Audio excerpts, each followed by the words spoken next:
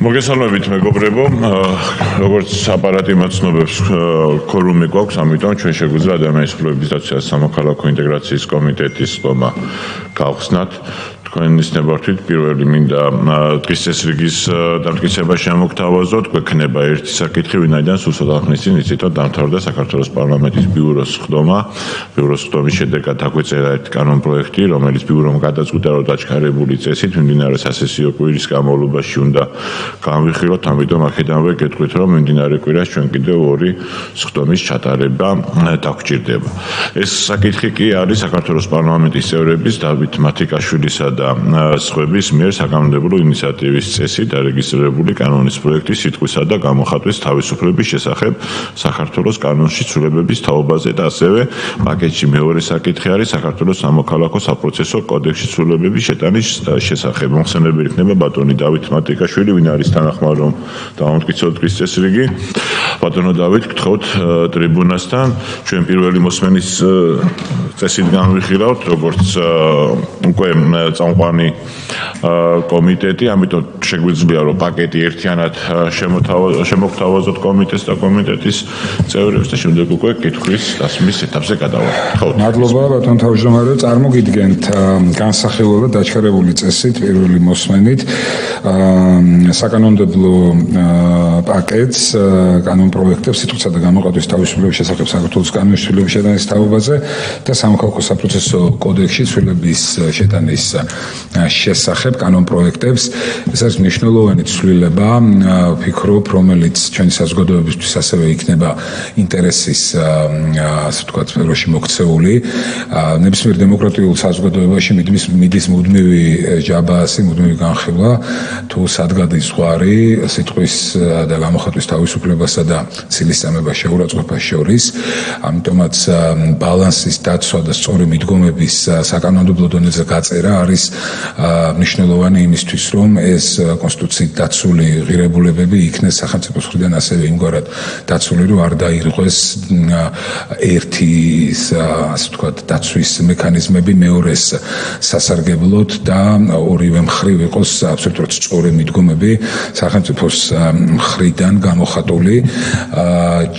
დღევანდელი მოქმედი წესრიგი ამ კუთხით გვეუბნება, რომ მაშინ როდესაც ცილისწამებას ფიქრობს პირი, რომ მის მიმართ აქვს ცილისწამებას ადგილი, სამოქალაქო წესით დაობს ის საქმეს, თუმცა არსებული სამოქალაქო სამართლებრივი რეგულაცია გულისხმობს იმას, რომ ცილის ფაქტიურად მოსარჩელეს, ვინც თვლის, რომ ცილი დასწამებს, მას უწევს იმის მტკიცება, რომ ამ შემთხვევაში მის მიმართ გავრცელებული ინფორმაცია არ შეესაბამება სიმართლეს, რაც ფიქრობთ, რომ არ პასუხობს არსებულ გამოწვევებს და კონსტიტუციით დაცულ ამ ღირებულებებს, რადგანაც როდესაც პირს დაწამდეს ცილი, ამან ასე ჩათვალა თავი, ამავდროულად მას არ უნდა უწევდეს თავის მართლება სასამართლოში და პირიქით ის პირი, რომელმაც გადაწყვიტა, რომ გაევრცელებინა ცილისწამებლური ინფორმაცია მეორე სუბიექტის მიმართ, უნდა იყოს ვალდებული და ამტკიცოს, რომ დიახ, ის ამ შემთხვევაში მის მიერ გავრცელებული ინფორმაცია არის არა ცილისწამება, არამედ შეესაბამება სინამდვილეს სიმართლეს. ამიტომაც პირველი და მნიშვნელოვანი დედააზრი ჩვენს მიერ შემოთავაზებული ცვლილების არის ის, რომ სამოქალაქო ტვირთის საკითხი სამოქალაქო სამართლებრივ დავაში სამოქალაქო პროცესში შებრუნდეს, მოხდეს ეგრეთ წოდებული რევერსი და არა მოსარჩელემ, არამედ მოპასუხემ, ანუ იმ პირმა, რომელმაც გაავრცელა ამ შემთხვევაში ცილისწამებლური ინფორმაცია, მას ჩათვალა მოსარჩელემ, ვალდებული იყოს და ამტკიცოს, რომ მის მიერ გავრცელებული ინფორმაცია არ არის ცილისწამება. ეს მოახდენს მეტად დაფიქრებას და მეტად პრევენციას იმ ურთიერთობებში, როდესაც ესე ხელაღებით ყოველგვარ საფუძველს გარეშე ადამიანები აძლევენ თავისუფლებას, ეს კონსტიტუციით დაცული მნიშვნელოვანი ღირებულება შეელახონ და არ ღვიონ უფლება და სიტყვისა და გამოხატვის თავისუფლების ჭრილში პრაქტიკულად ისე დაწამონ ცილი ადამიანს, რომ შემდგომ უკვე მას უწევდეს საკუთარი თავის მართლება. ეს არის მნიშვნელოვანი ერთ-ერთი მნიშვნელოვანი ცვლილება, რომელიც ჩემს მიერ არის თქვენთვის შემოთავაზებული სიტყვისა და გამოხატვის თავისუფლების შესახებ კანონის ცვლილებათა ჭრილში. აქვე გეტყვით რამდენიმე მნიშვნელოვან საკითხს. ერთი, რომ ცილისწამების განმარტება აღარ იქნება შემცველი, ასე ვთქვათ, ცილისწამება ისედაც გულისხმობს სახელის გატეხვას და ზიანის მიყენება სწორედ ცილისწამების შინაარსში არის მოაზრებული, ამიტომაც ის რომ მას ზიანის მიყენებელია ამის შესახებ რაღაც დამატებითი განმარტება აღარ არის საჭირო და კანონის მიერი განმარტება, სადაც საუბარია რომ სახელის გამტეხი განცხადებას წარმოადგენს ცილისწამება, არის სავსებით საკმარისი. ცილისწამების საკითხზე მე მოგვიანებით გესაუბრებით საპროცესო კოდექსში შეტანილ ცვლილებებზე არის შემოთავაზებული შემჭიდროვებული ვადები სამოქალაქო საპროცესო განხილვისა, რადგანაც საქმის სპეციფიკიდან გამომდინარე, საკითხის მნიშვნელობიდან გამომდინარე, ძალიან მნიშვნელოვანია რომ დროულად მოხდეს ამ კუთხით დარღვეული უფლების აღდგენა, შესაბამისად დროში გაწელილი სასამართლო პროცესი ასაკარგვინებს ხშირ შემთხვევაში ამგვარ დავას, ამიტომაც ჩვენს მიერ არის შემოთავაზებული საერთოდ ახალი თავი სამოქალაქო საპროცესო კოდექსში, შესაბამისად ამ ჩემს მიერ წარმოდგენილ კანონ პროექტში, სადაც მოქმედ რედაქციაში საუბარი იყო რომ მოსამართლე აძლევდა ერთ თვიან ვადას მხარეებს მორიგებისთვის, ის უნდა შემცირდეს 10 დღემდე და ეს არის სავსებით ლოგიკური. შემდგომი მნიშვნელოვანი საკითხი, რომელიც მოსაც ითვალისწინებს ცვლილება, ეს არის თუ რას გულისხმობს სიტყვასა და შინაარსის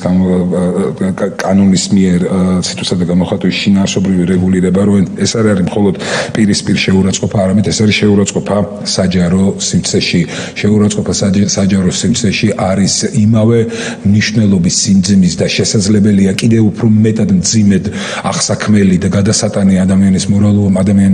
თვის მორალური კუთხით პირისპირ შეურაცხყოფაზე, ამიტომაც ბუნებრივია რომ ამ კანონმა უნდა მოიცვას საჯარო სივრცეში მეყენებული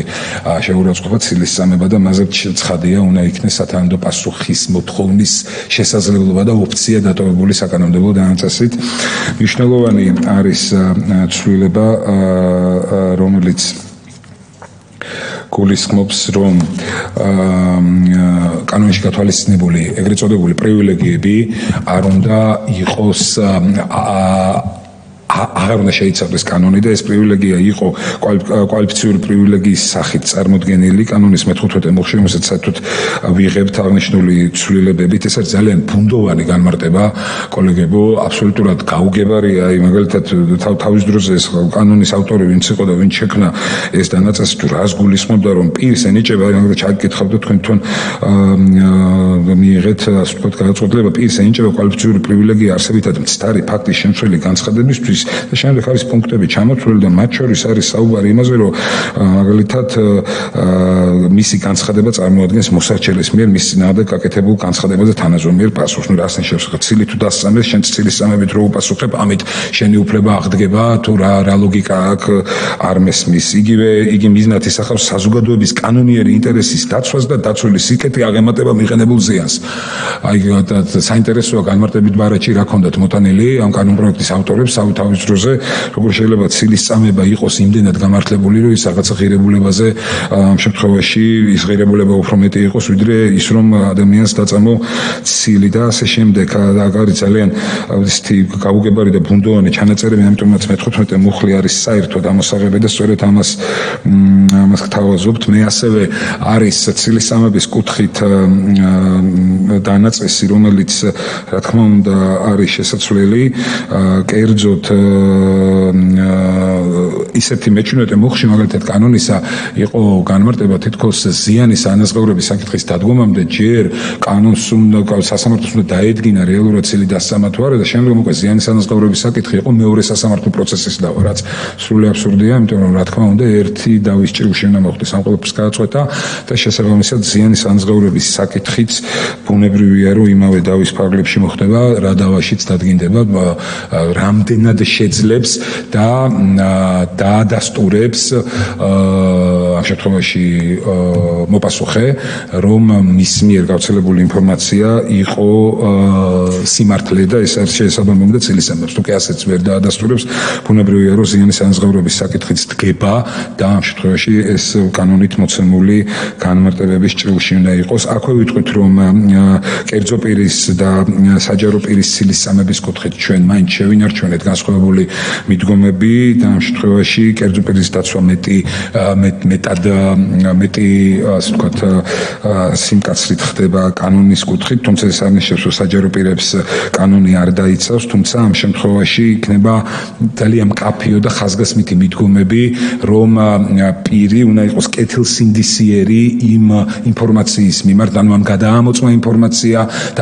და საპირისპირო ვერ აღმოაჩინა, მაშინ როდესაც კერძოდ საჯარო პირის მიმართ გაავრცელა ასეთი ინფორმაცია, რომელიც შემდგომ უკვე ცილისწამებად ჩათვალა სასამართლომ, თუ კი ასეთ кейს ექნება ბუნებრივი ადგილი, შესაბამისად ეს მიდგომა, რომელიც არის ასევე ევროპული მიდგომა, ჩვენს მიერ იქნა შენარჩუნებული. ეს არის ძირითად კანონის პუნქტები, აქვე გეტყვით, რადგანაც პაკეტად ვიხილავთ ჩვენ კანონ პროექტს სამოქალაქო საბჭოს კოდექსის შესატანო ცვლილებების შესახებ, აქ ჩვენ ასე ვთქვათ გამოვიყენეთ ის მაგალითად ის განსაკუთრებული თავები სამოქალაქო საბჭოს კოდექსში, რომელიც შემჭიდროებულ ვადებში ეხება დარღვეული უფლების აღდგენას, მაგალითად შრომითი დავები და მოხდა შესაბამისად ანალოგიურად შემჭიდროებულ ვადებში შემოთავაზება კანონმდებლებისთვის, რომ ამგვარად გადაწყდეს სამოქალაქო საპროცესო საკითხი ცილისწამების შესახებ დავაზე, ისე რომ ეს არის წმინდა ტექნიკური ხასიათის მუხლები და ამ თვალსაზრისითაც ისევე როგორც სიტყვისა და გამოხატვის შესახებ საქართველოს კანონ პროექტის ჭრილში ჩვენს მიერ შემოთავაზებული ცვლილებებთან დაკავშირებით მზად ვარ გაქცეთ პასუხი, თუ კი ასეთი კითხვები იქნება. მადლობა ბატონო დავით, დეტალურად წარმოადგინეთ ის ინიციატივა, რომელსაც ვფიქრობ, რომ ძალიან დიდი მნიშვნელობა აქვს პირველ რიგში იმისთვის, რომ ადამიანის უფლებები იყოს სწორედაც რომ დაცული. კომიტეტის წევრებს ხომ არ აქვთ კითხვის დასმის მოსაზრების გამოთქმის უფლება.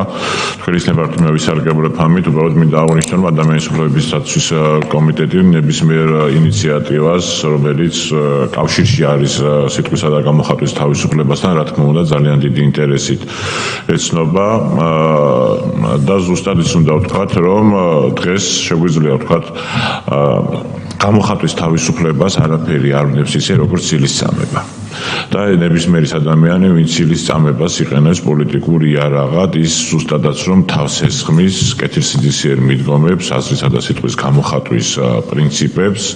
ვინაიდან გასაგები არის, რომ ჩვენ საჯარო პირებს კრიტიკის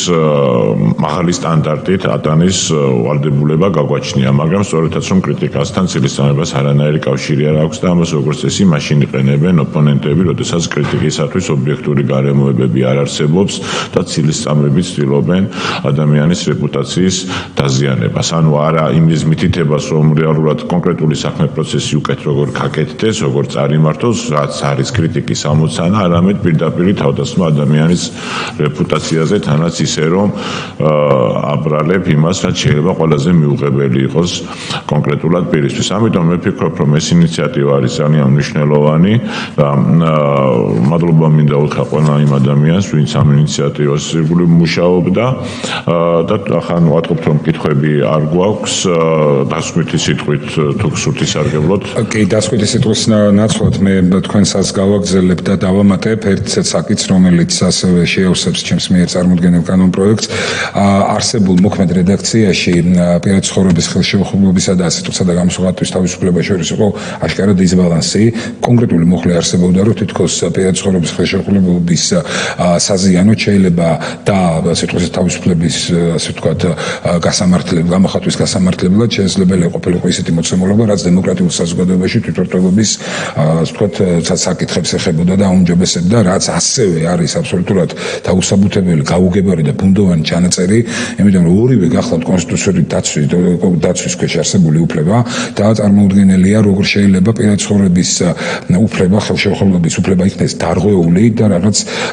ასევე ბუნდოვანი დანაწესებით იქნეს გამართლებული, სადაც თავიდანვე